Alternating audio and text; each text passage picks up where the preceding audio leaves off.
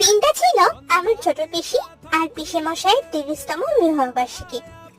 ভাবা যায় 30টা বছর একসঙ্গে কাটিয়ে দিল।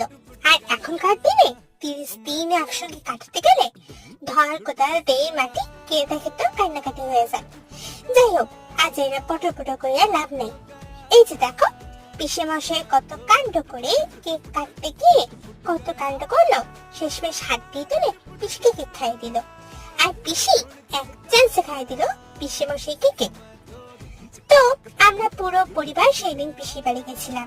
এই যে দেখো, আমার মা, তার পাশে আমার বৌদি, তার পাশে আমার দিদি, তারপর জেঠু, তারপর পিসি, পিসে মশাই, তারপর আমার বাপি, আর এর পাশে আমার জামাই বাবু, আর এই পাশে দেখো একদম আমার দাদা। তো তারপরে এই যে আমি। তো দেখা হচ্ছে পরের মিনি ব্লগে, ততক্ষণ সবাইকে টাটা।